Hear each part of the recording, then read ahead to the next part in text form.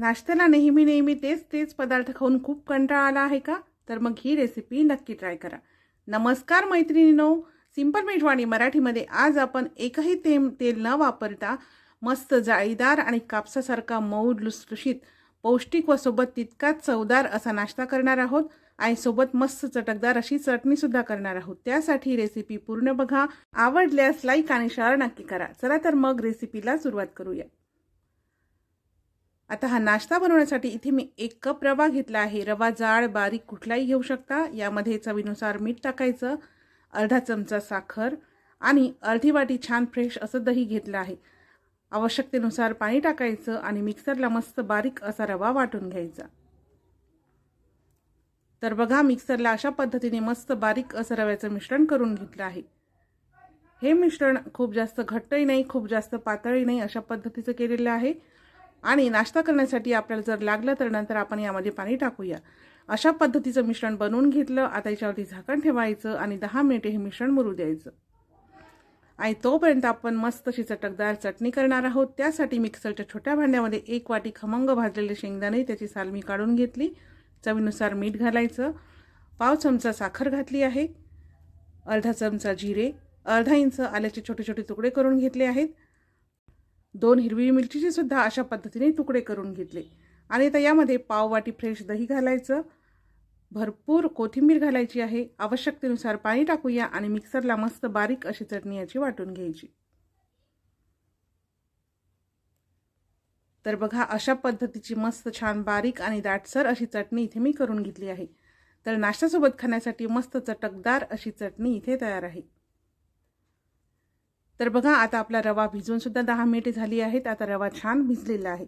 तर आता यामध्ये 1 मध्यम आकाराचा टोमॅटो छान बारीक कापून घातला आहे, 1 मोठा कांदा छान बारीक कापून घालायचा, 2 हिरवी मिरचीचे छान बारीक असे तुकडे करून घेतले, 7 ते 8 कढीपत्त्याची पाने सुद्धा बारीक कापून घेतली आहेत, भरपूर अशी कोथिंबीर घालायची। तुम्हाला आवडत असल्यास तुम्ही यामध्ये सिमला किंवा पत्ता कोबी सुद्धा टाकू शकता, गाजर सुद्धा टाकू शकता। सगळ्या वस्तू व्यवस्थित अशा मिक्स करून घ्यायच्या।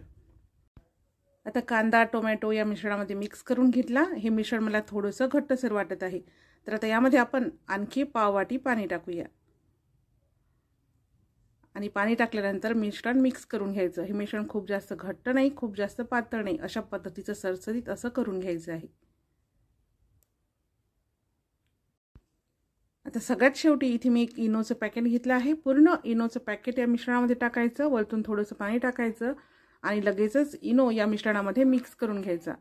इनो मिक्स केल्यानंतर मिश्रण जास्त वेळ ठेवायचं नाही, लगेचच याचा नाश्ता करायला घ्यायचा आहे।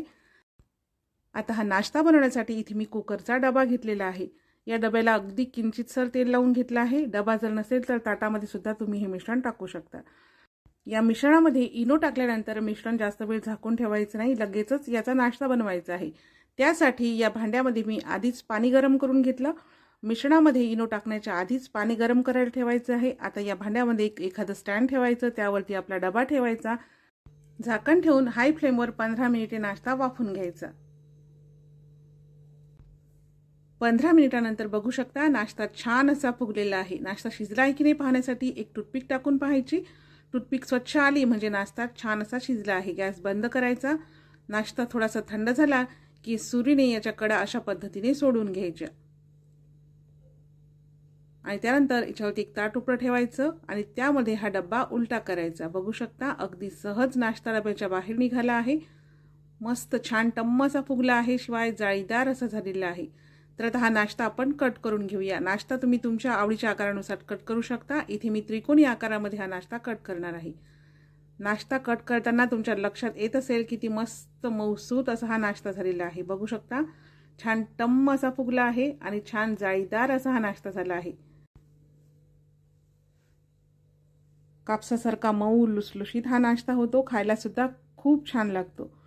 तर इथे तयार आहे तेलाचा एकही थेंब न वापरता मस्त चवदार सोबत तितकाच पौष्टिक असा नाश्ता व सोबतच चटकदार अशी चटणी। तर तुम्हाला आजची रेसिपी कशी वाटली हे कमेंट्समध्ये मला नक्की सांगा। रेसिपी आवडल्यास लाईक आणि शेअर नक्की करा। सिंपल मेजवानी मराठीमध्ये मी अशा छान छान रेसिपी सोप्या पद्धतीने तुमच्यासोबत शेअर करत असते। त्यासाठी सिंपल मेजवानी मराठीला सबस्क्राईब करून बाजूचे घंटीचे बटन प्रेस करा।